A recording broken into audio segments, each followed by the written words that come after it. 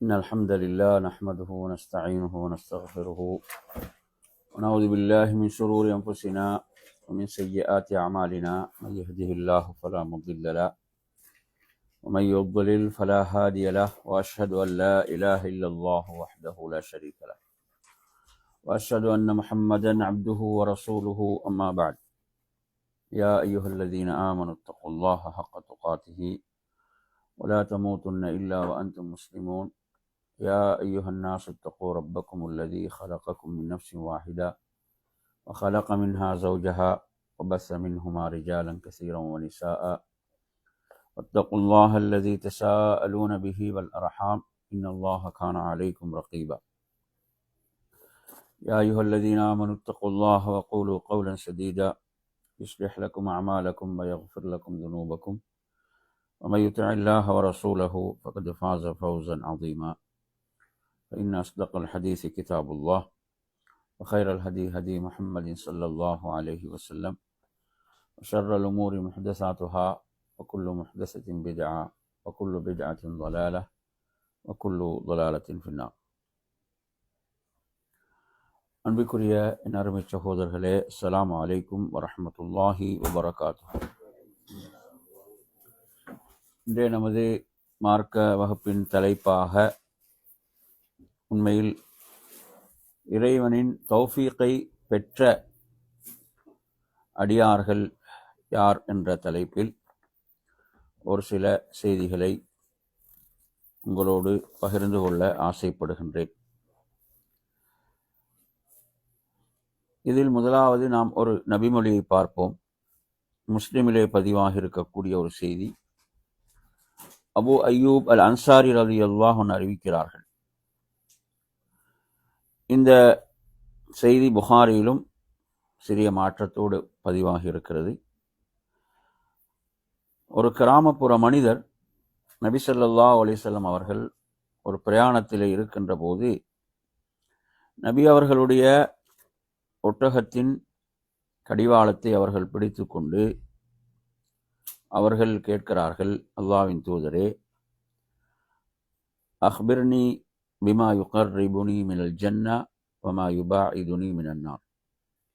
என்னை சுவர்க்கத்தின் பால் நெருக்கி வைக்கக்கூடிய, நரகத்தை விட்டு என்னை தூரப்படுத்தக்கூடிய ஒன்றை எனக்கு சொல்லித்தாருங்கள். அப்போது நபி ஸல்லல்லாஹு அலைஹி வஸல்லம் அவர்கள் தனது தோழர்களை பார்த்தார்கள். தோழர்களை பார்த்து சொன்னார்கள், லகத் உஃபிக அவு லகத் ஹுதிய என்று சொன்னார்கள். இந்த மனிதர் தௌஃபீக் செய்யப்பட்டு விட்டார், அதாவது இறைவனுடைய தௌஃபீக்கை அடைந்து கொண்டார், பெற்றுக்கொண்டார், அல்லது இவர் நேர்வழி பெற்றுவிட்டார் என்று நபி ஸல்லல்லாஹு அலைஹி வஸல்லம் அவர்கள் சொல்லிவிட்டு சொன்னார்கள். அந்த மனிதரை பார்த்து, எவ்வாறு கேட்டீர் என்று மறுபடியும் கேட்டார்கள். அவர் கேள்வியை திரும்பவும் கேட்டார். அப்போது நபி ஸல்லல்லாஹு அலைஹி வஸல்லம் சொன்னார்கள், தஅபுதுல்லாஹ லா துஷ்ரிகு பிஹி ஷைஆ வ துகீமுஸ் ஸலா வ துஅத்திஸ் ஸகா வ தஸிலுர் ரஹீம். சொன்னார்கள், அல்லாஹ்வுக்கு எதையும் இணையாக்காது அவனை நீங்கள் வணங்குங்கள், தொழுகையை நிலைநாட்டுங்கள், ஜக்காத்தை கொடுத்து வாருங்கள், இரத்த உறவுகளை சேர்ந்து வாழுங்கள், எனது ஒட்டகத்தை விட்டுவிடுவீராக என்று நபி அவர்கள் இறுதியாக சொன்னார்கள். அப்போ இந்த செய்தியில் நாம் பார்க்கின்றோம், அதாவது நபி அவர்கள் பதில் சொல்வதற்கு முன்னர் என்ன சொன்னாங்க? லகத் உஃபிக், இவர் தௌஃபீக் செய்யப்பட்டு விட்டார். இப்போ பாருங்க, அதாவது ஒருவருடைய சிந்தனையில் உதிக்கக்கூடிய இவ்வாறான விஷயங்கள், அப்படித்தானே? சிந்தனையில் அல்லாஹ் உதிக்க செய்கிறான். இவ்வாறான கேள்விகள் உண்மையில் நமக்குள் இவ்வாறான மார்க்க விடயங்களை பற்றி நாம் கேட்டுக்கொள்கிறோமா? அப்படித்தானே? பல மார்க்க விடயங்கள், அந்த மார்க்க விடயங்களை பற்றி நாங்கள் தனிமையில் சிந்திக்கிறோமா? சிந்தித்து அது தொடர்பான கேள்விகளுக்கு நாம் பதிலை தேடுகிறோமா? இது உண்மையில் அல்லாஹ்வுடைய ஒரு பெரும் பாக்கியமா இல்லையா? பாருங்க, அதாவது நல்ல விஷயங்கள், நல்ல சிந்தனைகள் ஒருவருக்கு வருவது என்பது, அவைகள் கேட்கப்படுவது என்பது உண்மையில் அல்லாஹ்வுடைய மிகப்பெரிய ஒரு தௌஃபீக், அல்லாஹ்வுடைய மிகப்பெரிய ஒரு தௌஃபீக்காக இருந்து கொண்டிருக்கிறது. எனவே ஒருவரிடம் மார்க்க சிந்தனைகள் இருக்கும் போதுதான் இவ்வாறான கேள்விகள் உதிக்கும், இவ்வாறான கேள்விகள் உதிக்கும். எனவே அருமையான சகோதரர்களே, அந்த அடிப்படையில் அப்ப நாம் இந்த ஹதீஸினூடாக என்ன படிக்கிறோம்? இந்த ஹதீஸினூடாக நாம் தெரிந்து கொள்ளக்கூடிய விடயம் என்ன? கொஞ்சம் சொல்லுங்க பாபா. அதாவது நல்ல சிந்தனைகள், மார்க்க ரீதியான நல்ல சிந்தனைகள் நமக்குள் உதிப்பது என்பது இறைவனுடைய தௌஃபீக்காக இருக்கிறது, இறைவனுடைய அருளாக இருந்து கொண்டிருக்கிறது என்ற இந்த விடயத்தை நாம் பார்க்கின்றோம்.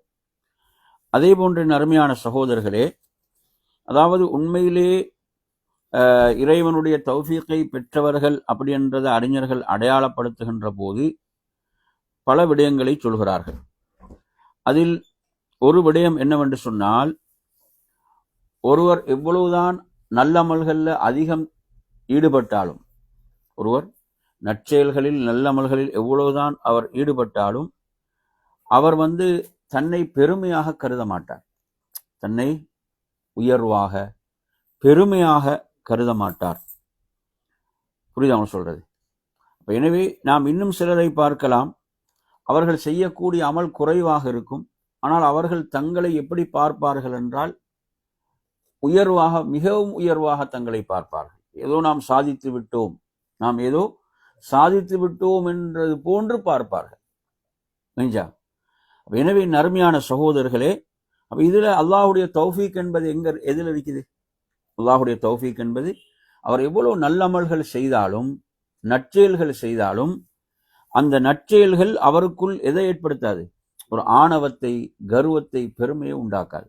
இப்போ நாங்கள் ரமதானுடைய காலத்தை நீங்க எடுத்தீங்கன்னா, ரமதானுடைய காலத்தில் இது மிக முக்கியமான ஒரு விஷயம். ரமதானுடைய காலத்துல நாம் நம்மை அதிகம் அமல்களில் ஈடுபடுத்திக் கொள்ள வேண்டும். அமல்களில் நாம் எம்மை ஈடுபடுத்திக் கொள்வதோடு நமக்குள் எந்த சிந்தனையை நாம் வளர்த்து கொள்ள வேண்டும் என்று சொன்னால், நாம் சுற்றி யாரை பார்ப்போம் என்றால் அமல் செய்யாதவர்களை தான் பார்ப்போம். யாரை பார்ப்போம்? அமல் செய்யாதவர்கள் அல்லது நம்மை விட குறைவாக அமல் செய்பவர்களை பார்க்கும்போது நாம் நம்மை என்ன செய்வோம்?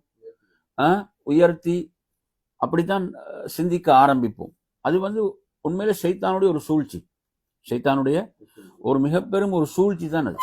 ஷைத்தான் அந்த சூழ்ச்சியை அவன் நமக்குள் ஏற்படுத்தி நம்மை ஒரு கர்வத்தை, ஆணவத்தை நமக்குள் என்ன செய்வான்? அவன் ஏற்படுத்துவான். எனவே அதனாலதான் நாம் சொல்லக்கூடிய லா ஹவுல வலா குவத இல்லா பில்லாஹ் என்ற வார்த்தையுடைய அந்த பெருமதி என்ன என்று சொன்னால், எந்த ஒரு முயற்சியாக இருந்தாலும் அப்படிதான், எந்த ஒரு முயற்சியாக இருந்தாலும், எந்த ஒரு சக்தியாக, ஆற்றலாக இருந்தாலும் இல்லா பில்லாஹ், அல்லாஹுவை கொண்டே அன்று இல்லை. இந்த வார்த்தைகளை நாங்கள் மீட்டிக்கொள்ள வேண்டும், இந்த வார்த்தைகளை நாம் மீட்டிக்கொள்ள வேண்டும். அவ்வளோ நாங்கள் அமல் இபாதத்தில் ஈடுபடக்கூடியவர்களுக்குத்தான் இப்படியான சிந்தனை வரும். என்ன, தங்களை ஒரு உயர்த்தி பார்க்கக்கூடிய ஒரு நிலை ஏற்படும். எனவே அருமையான சகோதரர்களே, அந்த அடிப்படையில் உண்மையில் இங்க தௌஃபீக் அருள் செய்யப்படக்கூடியவர்கள் யார் என்று பார்த்தீங்கன்னா, அவர்கள் அமல்களை அதிகம் செய்தாலும் அவர்கள் தங்களை என்ன செய்வாங்க? பரிசீலனை செய்து கொண்டும், பரிசோதித்து கொண்டும், தங்களுடைய குறைகளை பார்த்து கொண்டும் தான் இருப்பார்கள். எனவே அருமையான சகோதரர்களே, இது மிக முக்கியமான ஒரு விடயம்.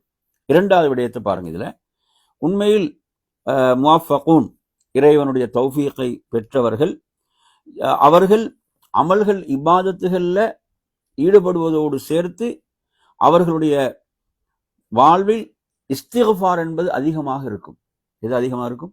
இஸ்திக்ஃபார் என்பது அதிகமாக இருக்கும். நாம் இதற்கு நேர் மாற்றமாக ஒரு கூட்டத்தை பார்க்கிறோம். அவர்கள் பாவத்தில் ஈடுபட்டு கொண்டிருப்பார்கள், ஆனால் அல்லாஹ்விடத்தில் பாவ மன்னிப்பு தேட மாட்டார்கள். கேட்டால் சொல்வார்கள், அல்லாஹ்வுடைய ரஹ்மத் விசாலமானது, அல்லாஹ்வுடைய ரஹ்மத் விசாலமானது என்று, அல்லாஹ் மன்னிப்பவன் என்று சொல்வார்களே தவிர மன்னிப்பை கூட அல்லாஹ்விடத்திலே கேட்க மாட்டார்கள், மன்னிப்பை கூட அல்லாஹ்விடத்திலே கேட்க மாட்டார்கள். அப்ப எனவே நாம் குர்ஆனுடைய பல வசனங்களை நாம் எடுத்து படித்து பார்க்கின்ற போது அல்லாஹு தஆலா இந்த இஸ்திக்ஃபாரை நல்லடியார்களுடைய பண்பாக சொல்கிறான். இஸ்திக்ஃபாரை நல்லடியார்களுடைய பண்பாக அல்லாஹு தஆலா சொல்வதை பார்க்கின்றோம்.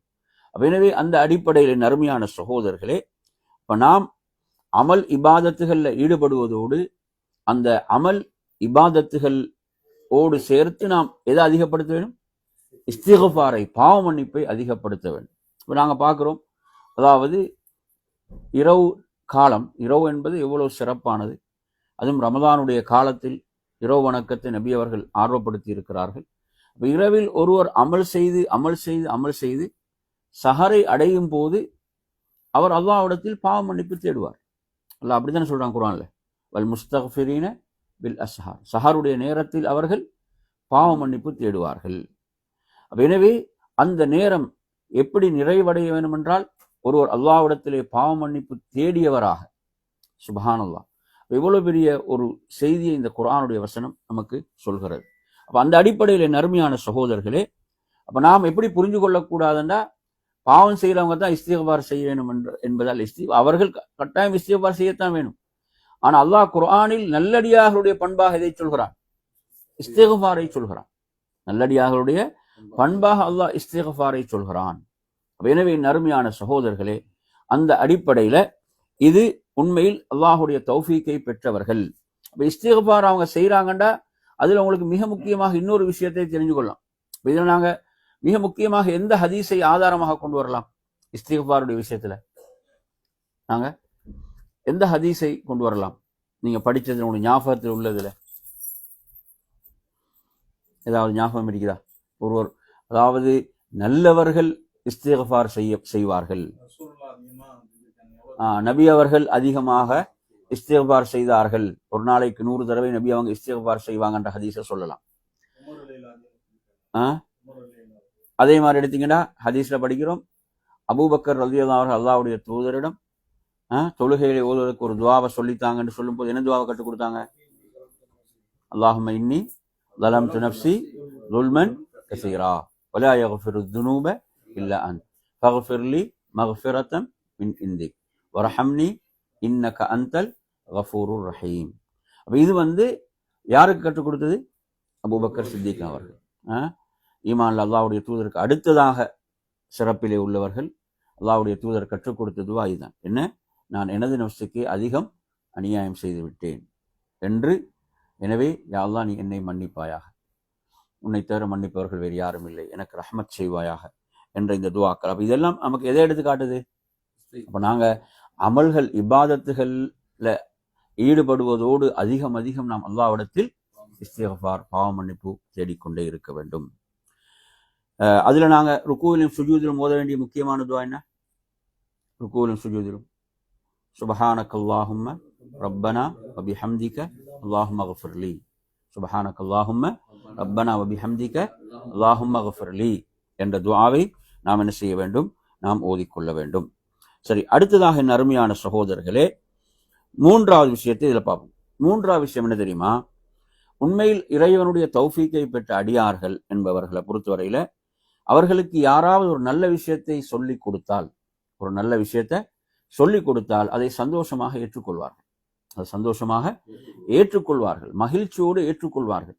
நமக்கு ஒருத்தர் ஒரு மார்க்க விஷயத்தை சொல்லித்தர, அல்லது நாம் விட்ட ஒரு தவறை, இது ஒரு தவறு, நீங்க எப்படி செய்யக்கூடாது என்று நமக்கு சொல்லித்தரும் போது அதை அவர்கள் சந்தோஷமாக மகிழ்ச்சியாக ஏற்றுக்கொள்ளக்கூடிய இந்த மனோநிலை இருக்குதானே, இது உண்மையிலே இறைவனுடைய தௌஃபீக். உமர் ரலியல்லாஹு அன்ஹு அவங்களுடைய ஆட்சி காலத்துல அவர் என்ன சொல்றாரு? உமர் ஒரு தவறு செய்தாலும் நாம் அவரை என்ன செய்வோம்? பிடித்து கேட்போம் அப்படி என்று சொல்லும் போது உமர் ரலியல்லாஹு என்ன சொன்னாங்க? அல்லாஹ்வுக்கே எல்லா புகழும், அல்லாஹ்வுக்கே, அதாவது எனது ஆட்சியில் என்னிடம் இப்படி கேட்பவர்கள் இருக்கிறார்கள் என்பதற்காக என்ன செஞ்சாங்க? அல்லாஹ்வை புகழ்ந்தார்கள். சுப்ஹானல்லாஹ். இன்று பார்த்தீங்கன்னா இப்படியானவர்கள் பிடிக்காது, இப்படியானவர்களை தூரப்படுத்துவார்கள். அருமையான சகோதரர்களே, எனவே இவங்க இறை அருளை தௌஃபீக்கை பெற்றவர்கள். இதற்கு நேர்மாற்றமானவர்கள் யார்? அவர்களுக்கு யாராவது ஒரு நல்ல விஷயத்தை சொல்லிக் கொடுத்தால் அதை ஏற்றுக்கொள்ள அவர்கள் தயாரில்லை. ஏன்னா அவங்கள்ட்ட உள்ள அந்த கர்வம், ஆணவம் இவைகள் தடுக்கும். உண்மையில் நறுமையான சகோதரர்கள், நமக்கு ஒரு மார்க்க விஷயத்தை ஒருவர் சொல்லித் தருகிறார் என்றால், அது ஆதாரபூர்வமான ஒரு விஷயம், குர்ஆன் சுன்னாவில் உள்ள விஷயம் என்றால் அதை நாம் ஏற்றுக்கொள்ளக்கூடிய அந்த பக்குவம், நமக்கு அதை ஏற்றுக்கொள்ளக்கூடிய அந்த பக்குவம், இது உண்மையில இறைவனுடைய தௌஃபீக்காக இருக்கிறது. 4வது அருமையான சகோதரர்களே, உண்மையில் இறைவனுடைய தௌஃபீக்கை பெற்றவர்களை பொறுத்தவரையில அவர்கள் தங்களுடைய நேரங்களை அதிகமாக மஸ்ஜிதுகளில் கழிப்பார்கள். நேரங்களை அல்லாஹ்வுடைய மஸ்ஜிதுகளில், அல்லாஹ்வுக்கு மிக விருப்பமான மஸ்ஜிதுகளில் ஒரு தொழுகையை தொழுது விட்டு இன்னொரு தொழுகை எதிர்பார்த்து அமரும் போது, அல்லது தொழுகையை எதிர்பார்த்து உட்கார்ந்து இருக்கின்ற போது அவர்களுக்கு மலக்குகளுடைய துவா கிடைத்து கொண்டே இருக்கும். மலக்குகளுடைய வானவர்களுடைய துவா அவர்களுக்கு கிடைத்து கொண்டே இருக்கும். அப்ப இந்த பாக்கியம் உண்மையில் ஒரு மிக பெரும் பாக்கியமா இல்லையா? அப்ப மஸ்ஜிதுகளை விட்டு தூரமாக இருக்கக்கூடிய, மஸ்ஜிதுகளுக்கு செல்வதற்கே விரும்பாதவர்கள் எவ்வளவு துர்ப்பாக்கியவான்கள். நாம் மஸ்ஜிதுகளோடு நமது நேரங்களை நாம் அதிகப்படுத்திக் கொள்வது இருக்கிறதே, அது உண்மையில இறைவனுடைய தௌஃபீக்காக, அருளாக இருந்து கொண்டிருக்கிறது என்பதை நாம் புரிந்து கொள்ள வேண்டும். எனவே அருமையான சகோதரர்களே, இப்போ நாம் இந்த ரமலானுடைய காலங்களில் எந்த அளவு நமது நேரங்களை நாம் மஸ்ஜிதுகளில் நமக்கு கழிக்க முடியுமோ அதற்கு நாம் கவனம் எடுக்க வேண்டும். அப்படிதான். இப்போ இஅ்திகாஃப்ன்றதை பொறுத்தவரையில், இஅ்திகாஃப் என்பது நாங்கள் ஒரு கொஞ்சம் நேரமாக இருந்தாலும் இஅ்திகாஃபுடைய நியத்தோடு இருக்கலாம் என்பதற்கு சஹாபாக்களுடைய செயல்கள் ஆதாரமாக இருக்கின்றன. எனவே அருமையான சகோதரர்களே, இப்போ நாம் இவ்வாறு நமது நேரங்களை கழிக்கும் போது நாம் எதிலிருந்து பாதுகாக்கப்படுவோம்? பாவங்கள்லேருந்து பாதுகாக்கப்படுவோம் இல்லையா? தேவையற்ற விஷயங்கள்லேருந்து பாதுகாக்கப்படுவோம். அப்படிதான். நாங்கள் இந்த இடத்துல, இப்போ இந்த இடத்துல உட்கார்ந்து நாங்கள் பயானை கேட்குறோம். இப்போ நாங்கள் இந்த இடத்துல இல்லைன்னா நாங்கள் என்ன செய்வோம்? கொஞ்சம் யோசிச்சு பாருங்க ஒவ்வொருத்தரும். இப்போ நாங்கள் இந்த இடத்துல உட்கார்ந்து பயானை கேட்குறோம். இப்போ இந்த இடத்துல நாங்கள் இல்லைன்னா நாங்கள் என்ன செய்வோம்? இதை விட சிறந்த ஒன்று செய்வோமா? அப்போ எனவே அப்போ ரமலானுடைய காலத்தில் நாம் இதை கொஞ்சம் நம்ம சிந்தனைக்கு எடுக்க வேண்டும். நமது நேரங்களை நாம் என்ன செய்யணும்? ஒரு பெருமதியான ஒன்றுக்கு அவசரமாக கொடுக்கும் போது நாங்கள் பாவங்கள் என்ன செய்யப்படுவோம்? நாம் பாதுகாக்கப்படுவோம். சரி, அடுத்ததாக என் அருமையான சகோதரர்களே, அதே போன்று இறைவனுடைய தௌஃபீக்கை பெற்றவர்களை பொறுத்தவரையில, அதாவது அவர்கள் எப்படி என்று சொன்னால், அல்லாஹ்வுடைய பொருத்தத்தை பெற்றுத்தரக்கூடிய செயல்களை செய்து கொண்டே இருப்பாங்க. அவர்கள் தங்களை எப்படித்தான் நினைப்பாங்க? நம்மிடம் தக்சீர் இருக்கிறது, குறைவு இருக்கிறது என்ற ஒரு சிந்தனையில் இருப்பார்கள். ஆனால் பாவிகள் இதற்கு நேர்மாற்றமானவர்களாக இருப்பாங்க. அனஸ் ரலியல்லாஹு என்ன சொல்றாங்க? அதாவது ஒரு மூமின் தவறை செய்யும் போது அவனுடைய உணர்வு எப்படி இருக்கும்?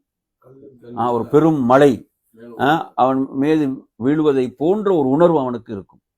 அந்த ஒரு பாவத்தை அவன் செய்கின்ற போது, ஒரு பாவத்துக்கான அந்த வழி அவனுக்கு ஏற்படுகின்ற போது, அதே நேரத்தில் ஒரு பாவி எடுத்தீங்கன்னா அவன் அதை எப்படி சாதாரணமாக கருதுவான் என்றால், ஒரு தனது மூக்குடைய நுனியில் இருந்தால் தட்டி விடுவதை போன்றுதான் அவன் அதை பார்ப்பான். பாருங்க எவ்வளவு ஒரு வேறுபாடுன்னு பாருங்க. அப்ப இது எதனால் ஏற்பட்டது? பாவங்களால், அந்த உள்ளங்கள் துருப்பிடித்து விட்ட காரணத்தால். எனவே அருமையான சகோதரர்களே, அந்த அடிப்படையில் நாம் எவ்வளவுதான் அமல் செய்தாலும் நாம் நமது குறைகளை நாம் பரிசீலித்துக் கொண்டே இருக்க வேண்டும் என்ற விடயம். அதே போன்ற அருமையான சகோதரர்களே, அதே இறைவனுடைய தௌஃபீக்கை பெற்றவர்கள் அல்லாஹ்வை அதிகம் திக்ர் செய்வார்கள், அல்லாஹ்வை அதிகம் நினைவு கூறக்கூடியவர்களாக இருப்பார்கள், இறை நினைவோடு இருப்பார்கள். நாம் இந்த ரமலானுடைய காலத்தில் நாம் அதிகம் நமது நாவை என்ன செய்வது? இறை நினைவோடு வைத்துக் கொள்வது, நமது உள்ளம் சிந்தனைகள் அதிகம் நாம் திக்ர்கள், குறிப்பாக நாம் காலையில் ஓத வேண்டியவைகள், மாலையில் ஓத வேண்டியவைகள், இரவில் ஓத வேண்டியவைகள், இவ்வாறு ஓத வேண்டிய திக்ர்கள் நாங்கள் கூடுதலான ஒரு கவனத்தை நாம் எடுத்துக்கொள்வது, அது உண்மையில் ஒரு மிக பெரும் ஒரு பாக்கியம். நமது உள்ளம் என்ன செய்யும்? தூய்மையாக பரிசுத்தமாக இருக்கும். அதே போன்ற அருமையான சகோதரர்களே, நாம் இந்த ரமலானுடைய காலத்தில் உபரியான வணக்கங்களை அதிகப்படுது. எல்லா காலத்துக்கும் உள்ளதுதான் தௌஃபீக், இறைவனுடைய தௌஃபீக். உண்மையில குறிப்பாக ரமலானுடைய காலம் என்பது அருமை சகோதரர்களே மிகவும் பெருமதி மிக்க காலமாக இருக்கிறது. எனவே உபரியான வணக்கங்களை நாங்கள் என்ன செய்யணும்? அதிகப்படுத்திக் கொள்ளணும். உபரியான வணக்கங்களை அதிகப்படுத்திக்கணும். இப்போ சில அந்த ஒரு ஹதீஸ் இருக்கு, அந்த ஹதீஸ் சஹீஹானது இல்லை. என்ன ஹதீஸ் என்றால், அதாவது ரமலான்ல ஒரு ஃபர்தை நிறைவேற்றினால் 70 ஃபர்துகளுடைய நன்மை, ஒரு சுன்னத்தை செய்தால் ஏனைய காலங்களில் ஒரு ஃபர்தை நிறைவேற்றிய நன்மை என்பார். ஹதீஸ் ஆதாரப்பூர்வமானதல்ல. ஆனால் ரமலான்ல செய்யக்கூடிய அமல்களுக்கு என்ன இருக்குது? சிறப்பு இருக்கிறது, உயர்வு இருக்கிறது. அது பொதுவான அடிப்படை, புரியுது அவங்க சொல்றது. ஏன்னா அந்த காலம் என்பது நன்மையில் நாங்கள் விரைந்து செயல்பட வேண்டிய பல ஹதீஸ்கள் அதுக்கு ஆதாரமாக. ஏன்னா சொர்க்கத்துடைய வாயில்கள் திறக்கப்படுகின்றன என்றால் என்னதான், அமல்களில் நாம் விரைந்து செயல்பட வேண்டும். அது அமல்களுக்குரிய காலம் என்பதுதான். எனவே நறுமையான சொல் உபரியான வணக்கங்கள்ல நாம் மிகவும் கவனம் எடுக்க வேண்டிய வணக்கங்கள் என்ன சொல்லுங்க பாபு. 12 ரக்காத் சுன்னத்தை நாம் கவனமாக தொழுவது. அதே போன்று நீங்க எடுத்தீங்கன்னா, அதாவது இரவு தொழுகைகள், இரவுடைய நேரங்கள்ல தொழுகைகள் நாங்க ஒரு கவனம் எடுத்துக்கொள்வது. லுஹாவுடைய தொழுகை, அதே போன்று உபரியான சதக்காக்கள், தர்மங்கள், அல்லாஹுவை அதிகம் திக்ரு செய்தல் போன்ற இவ்வாறான உபரியான வணக்கங்கள், அல் குர்ஆனை நாம் அதிகம் ஓதுதல் என்ற விடயங்கள். அதே போன்ற நறுமையான சகோதரர்களே, நாம் நல்ல மஜ்லிஸ்கள், இது போன்ற சிறந்த மஜ்லிஸ்கள், இப்போ நாங்கள் உட்கார்ந்து கொஞ்சம் பேர் குர்ஆனை ஓதலாம், குர்ஆனை கற்றுக்கொள்ளலாம், குர்ஆனை நாம் பிழைகளை திருத்திக் கொள்ளலாம், நல்ல முறையில் ஓதுவதற்கான ஒரு பயிற்சி எடுக்கலாம். எல்லாம் அல்லாஹுடைய சக்கீனத்தை இறங்கக்கூடிய சபைகள் அவைகள். எனவே பாருங்க, ஒரு ஹதீஸை, இந்த ஹதீஸை பொறுத்தவரையில திர்மிதியில வருகிறது. யார் என்று சொன்னால் ஹைசமா இப்னு அபி சபுரா அவர் சொல்றார், தாபிஇ, நான் மதீனாவுக்கு வந்தேன். மதீனாவுக்கு வந்து அல்லாஹ்விடத்துல நான் என்ன துவா செய்தேன் என்றால், யா அல்லாஹ், என்னை ஒரு சாலிகான மனிதரோடு உட்கார வைப்பாயாக, ஒரு சாலிகான மனிதரோடு உட்காருவதற்கு நீ எனக்கு அருள் பாலிப்பாயாக என்று நான் துவா செய்தேன். அப்படி துவா செய்து விட்டு நான் மஸ்ஜிதுக்கு வந்தேன். அங்கு எனக்கு அபூ ஹுரைரா ரலியல்லாஹு அன்ஹு அவர்களோடு உட்காரக்கூடிய பாக்கியம், மார்க்கத்தை கற்றுக்கொள்ளக்கூடிய பாக்கியம் கிடைத்தது என்று அவர்கள் சொல்கிறார்கள். சுப்ஹானல்லாஹ், நான் கேட்ட துவாவை அல்லாஹ் அங்கீகரித்து எனக்கு தௌஃபீக் செய்தான் என்று குறிப்பிடுகிறார்கள். எனவே நறுமையான சகோதரர்களே, அந்த அடிப்படையில நாம் என்ன செய்வது, நல்லவர்களோடு உட்காருவது, நல்ல சபைகளை நாம் தேர்வு செய்வது, மார்க்கத்தை கற்றுக்கொள்வது. அதே போன்ற நறுமையான சகோதரர்களே, நாம் அல்லாஹ்வுக்கு அதிகம் நன்றி செலுத்துவது, அல்லாஹ்வுக்கு நாம் அதிகம் நன்றி செலுத்துவது. ஏனென்றால் அது உண்மையில அல்லாஹுடைய மிகப்பெரும் தௌஃபீக்காக, அருளாக இருந்து கொண்டிருக்கிறது. நாம் இந்த ரமலானுடைய மாதத்தை நாம் அடைவதே மிகப்பெரும் அருள், அல்லாஹுடைய அருளா இல்லையா? எனவே அந்த மாதத்தில் நாம் அதிகம் அமல் செய்வது என்பது மிகப்பெரும் பாக்கியத்துக்குரிய விடயமாக இருந்து கொண்டிருக்கிறது. என்ற பல உலகத்துல பார்க்கிறோம், பல சூழல்கள் மக்கள் இருக்கிறாங்க. நமக்கு அல்லாஹ் ஆரோக்கியத்தோடு நிம்மதியாக இந்த மாதத்தை அடைய செய்திருக்கிறான் என்றால் அது மிகப்பெரும் அருளாக இருந்து கொண்டிருக்கிறது. அதே போன்ற நறுமையான சகோதரர்களே, நாம் ரமலான்ல செயல்படுவது என்பது என்ன செய்யறது, ஆரம்பத்தில் கொஞ்சம் வேகம், அதுக்கப்புறம் அப்படியே குறைத்து விடுவது என்பதல்ல. நாம் தொடர்ச்சியாக என்ன செய்வது, அமல்கள்ல நாம் செயல்பட்டு கொண்டிருப்பது என்ற இந்த விடயம். எனவே நறுமையான சகோதரர்களே, இவ்வாறான இந்த விடயங்களோடு சேர்த்து அடுத்து நாம் அல்லாஹுடைய தௌஃபீக்கை பெறுவதற்கான மிக முக்கியமான ஒரு வழிகாட்டல், ஒரு விடயம்தான் என்னவென்று சொன்னால், அதாவது தூய்மையான நீயத். நீங்க குர்ஆன்ல பாருங்க, அல்லாஹு தாலா சொல்லுகின்ற போது சூரத்து நிசாவுடைய 35 வசனத்திலே சொல்கிறான். எவ்வாறென்றால், யுரீதா இஸ்லாஹன் யுவஃபிகில்லாஹு பைனஹுமா. இப்ப கணவன் மனைவிக்கு மத்தியில ஒரு பிணக்கு ஏற்பட்டு அவங்க என்ன செய்யறது, அவர்களுக்கு மத்தியில் ஒரு முறிவு ஏற்படுகின்ற போது அல்லாஹ் சொல்கிறான், 2 தரப்பிலும் என்ன செய்யுங்க, நடுவர்களை நீங்கள் ஏற்படுத்தி கொள்ளுங்கள். நடுவர்களை ஏற்படுத்தி என்ன செய்யுங்க, அவர்களுக்கு மத்தியில சமாதானத்தை ஏற்படுத்துவதற்கு முயற்சியுங்கள். இந்த வசனத்துல இந்த வசனம் யுரீதா இஸ்லாஹன் வருது. யுரீதா இஸ்லாஹன், அவர்கள் இருவரும் உண்மையில் இணக்கத்தை நாடுவார்களாக இருந்தார்.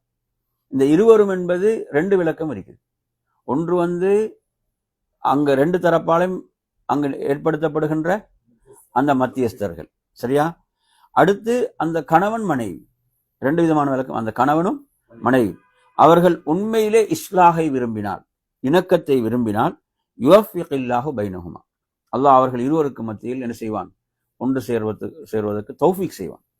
இந்த வசனத்துக்கு அறிஞர்கள் விளக்கம் சொல்லும் போது முக்கியமான ஒரு விஷயத்தை என்ன சொல்றாங்கன்னா, அதாவது உண்மையில் ஒருவருக்குள் நல்ல எண்ணங்கள் இருக்கின்ற போது, ஒருவருக்குள் நல்ல சாலிகான எண்ணங்கள் இருக்கும் போது அல்லாஹ் என்ன செய்வான், தௌஃபீக் செய்வான். அந்த உண்மையான எண்ணங்கள் அவர்களுக்குள் இருக்கும் போது நிச்சயமாக அல்லாஹ் அவர்களுக்கு அருள் பாலிப்பான்.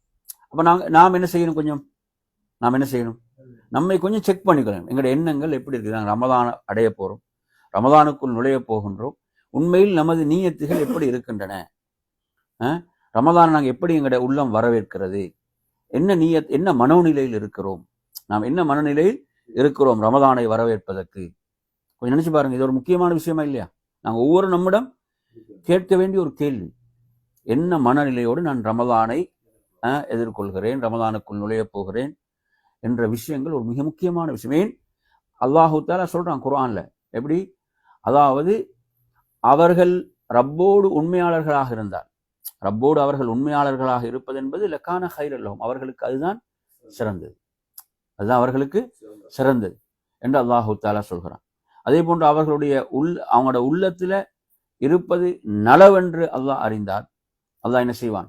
அவர்களிடமிருந்து பெறப்பட்டதை அல்லாஹ் கொடுப்பான். அந்த பத்ருடைய போர்க்களத்துல அந்த கைதிகள் சம்பந்தம் வரும்போது இந்த செய்தி வருகிறது. எனவே நறுமையான சகோதரர்களே, அந்த அடிப்படையில் நீங்க எடுத்தீங்கன்னு சொன்னா, அப்ப எது மிக முக்கியமானது? அந்த தூய்மையான அந்த எண்ணம். நாங்கள் ஒவ்வொருத்தரும் கொஞ்சம் செக் பண்ணிக்கலாம். நாம் ரமதானுக்குள் நுழைவதற்கு முன்னால் உண்மையில் எனது மனோநிலை என்ன, நான் ரமதானை எப்படி பயன்படுத்துவதற்கு சிந்தித்திருக்கிறேன் என்று. அதே போன்ற நறுமையான சகோதரர்களே, இதுல மிக முக்கியமாக தௌஃபீக்கோடு சம்பந்தப்பட்ட விஷயம் சூரத்து ஹூதுடைய 88வது வசனம். சூரத்து ஹூதுடைய 88வது வசனம். சாலிஹ் அலைஹிஸ்ஸலாம் என்ன சொல்றாங்க? வமா தௌஃபீகி இல்லா, அதாவது ஷுவைப் அலைஹிஸ்ஸலாம், யாரு? ஷுவைப் அலைஹிஸ்ஸலாம் சொல்றாங்க, வமா தௌஃபீகி இல்லா பில்லாஹி அலைஹி தவக்கல்து வ இலைஹி உனீப் என்று வரக்கூடிய இந்த வசனம். அப்ப இதுல வந்து சொல்றாங்கன்னா வமா தௌஃபீகி இல்லா பில்லாஹ். என்ன அர்த்தம்?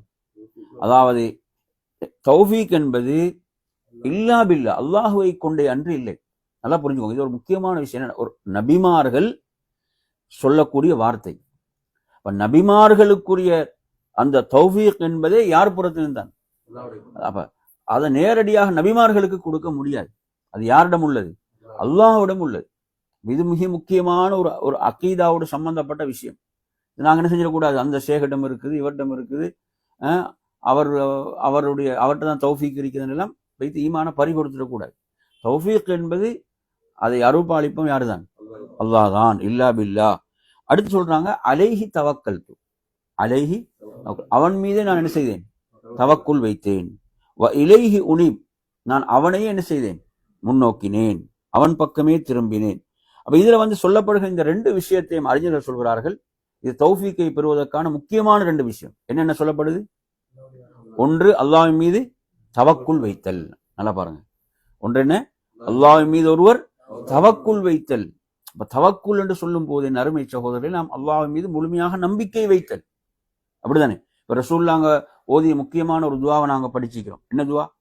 ரசூலுல்லாஹ் சொல்றாங்க, யா ஹய்யூ யா கய்யூம் பிரஹ்மதிக அஸ்தகீஸ் அஸ்லிஹ் லி ஷஅனி குல்லஹு வலா தகில்னி இலா நஃப்ஸி தர்ஃபத ஐன். என்ன அர்த்தம்? வலா தகில்னி இலா நஃப்ஸி தர்ஃபத ஐன் என்ன அர்த்தம்? கண் சிமிட்டக்கூடிய அந்த நேர அளவு கூட நீ என்னை எண்ணில் பொறுப்பாக்கி விடாது. யார் மீது? முழுமையாக நம்பிக்கை, ரப்பின் மீது. தவக்குள், புரியுது அவன் சொல்றது? அப்ப எனவே இப்ப நாம் என்ன செய்யக்கூடாது? எனது அறிவு, எனது திறமை, எனது ஆற்றல், இப்படி போயிடக்கூடாது. எல்லாம் என்ன? அல்லாஹுடைய தௌஃபீக், அல்லாஹுடைய அருள். எனவே சுப்ஹானல்லாஹ், இந்த துவா நமக்கு எவ்வளவு முக்கியமான செய்தியை சொல்லித்தருது. எனவே இந்த வசனத்துல தௌஃபீக் கூடிய ரெண்டு மிக முக்கியமான விஷயங்கள். ஒன்று வந்து என்ன? தவக்குல், அல்லாஹ் மீது முழுமையாக நம்பிக்கை வைத்தல். யா அல்லாஹ், நீதான் எனக்கு அருள் பாலிக்க வேண்டும், நீதான் எனக்கு அருள் புரிய வேண்டும். உன்னை வணங்குவதற்கும், உன்னை தொழுவதற்கும், உன்னை பாவ மன்னிப்பு தேடுவதற்கும், உன்னை சுஜூத் செய்வதற்கும் நீதான் எனக்கு அருள் பாலிக்க வேண்டும். அல்லாஹ் மீது முழுமையாக தவக்குள் வைத்து செயல்படுதல்.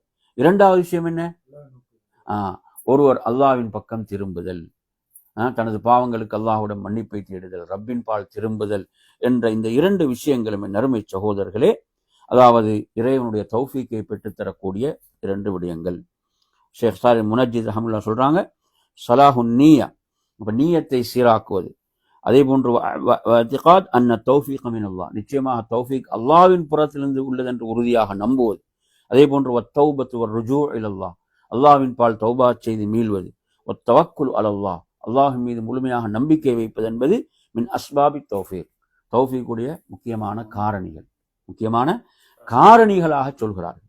எனவே நறுமையான சகோதரர்களே, அந்த அடிப்படையில இந்த விஷயங்கள் நாம் அனைவரும் கவனத்தில் எடுக்க வேண்டிய விஷயம். அதே போன்று ரமதானுடைய காலத்துல நாங்க சில அமல்கள்ல கூடுதலான கவனம் எடுக்க வேண்டும். அந்த அமல்கள் வந்து என்ன செய்யும்? சிறியதாக இருந்தாலும் அதற்கு கூலி அதிகமாக இருக்கு. உதாரணம் வைங்க, நாங்கள் ரமதானுடைய காலத்தில் இஷாவையும் ஃபஜ்ரையும் ஜமாத்தோடு தொழுவதில் முழு கவனம் இருக்க வேண்டும். ஏனென்றால் அந்த 2 தொழுகை நாம் ஜமாத்தோடு தொழுதால் முழு இரவும் நின்று வணங்கிய நன்மை. ஏன்னா சிலரை பார்த்தீங்கன்னா பள்ளிகளை தேடி தேடி திரிஞ்சு இஷா ஜமாத்தை மிஸ் பண்ணிடுவாங்க.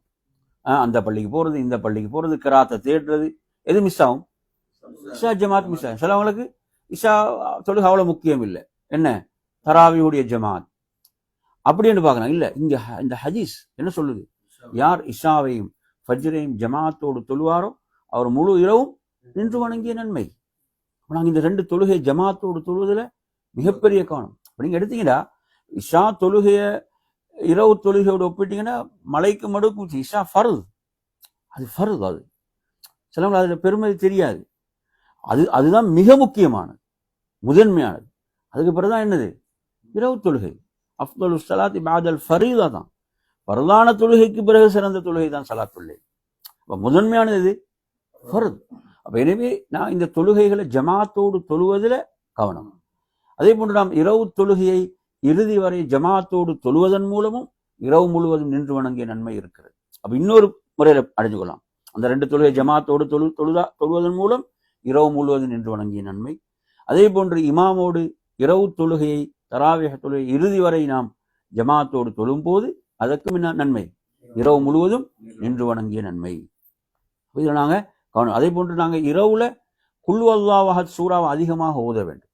இரவில் நாம் குல் வல்லாஹு அஹத் சூறாவை அதிகம் ஓத வேண்டும். அப்படி அவங்க ஆர்வப்படுத்தினாங்க. அப்போ ரமதானுடைய இரவுகள் நாங்கள் இதில் கூடுதல் கவனம் எடுக்க வேண்டும்.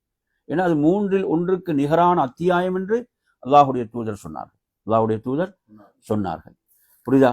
அதே மாதிரி லா இலாஹ இல்லல்லாஹு வஹ்தஹு லா ஷரீக லஹு லஹுல் முல்கு வல் ஹம்து வஹுவ அலா குல்லி ஷைஇன் கதீர். இதை நாங்கள் 10 முறை சொன்னால் 4 அடிமைகளை விடுதலை செய்த நன்மை இருக்கிறது. அப்போ இதெல்லாம் ரமதான்ல செய்யும் போது என்ன சிறப்பு? அதிகமான சிறப்பா இல்லையா ஏனைய காலங்களை விட? இப்படி சொல்லப்பட்ட நன்மையான விஷயங்களை தேடி தேடி செய்ய வேணும். புரியுதா அவங்க சொல்றது?